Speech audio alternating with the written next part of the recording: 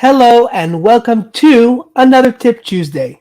Today we are continuing on our discussion that we've been having for the last couple of weeks about true and authentic influence.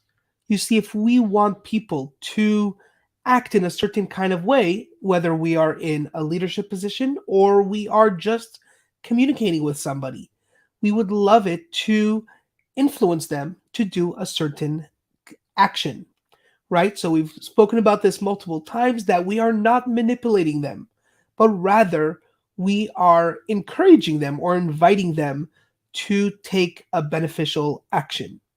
So part of how to do that is we spoke about the four steps is the very first question that many people ask is whether or not they are safe. So the question is, am I safe? The second question is, am I heard? Am I valued? Do people care about me? And that's what we are exploring today. Today, we are exploring about how critical it is that people feel that they are cared for, that other people care about them, and that they value them and that they're listening to them, right? How many times do we find ourselves in situations where the person has an agenda, the person's talking, and we don't feel like we're really part of that conversation?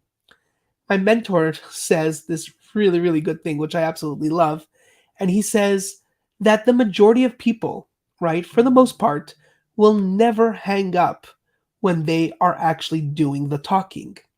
So the less we do the talking and the more they do the talking, and we do the active listening and that we do the guidance and all that kind of stuff, that other person feels like they are special and that you truly care about them. You see, as an influencer or as a real influencer, what we're trying to accomplish here is to show the person that's in front of us the benefit of what it is that we're trying to authentically convey with our communication. So the very first step they're going to ask is it a safe environment? And the second question will be, well, do they even care about me?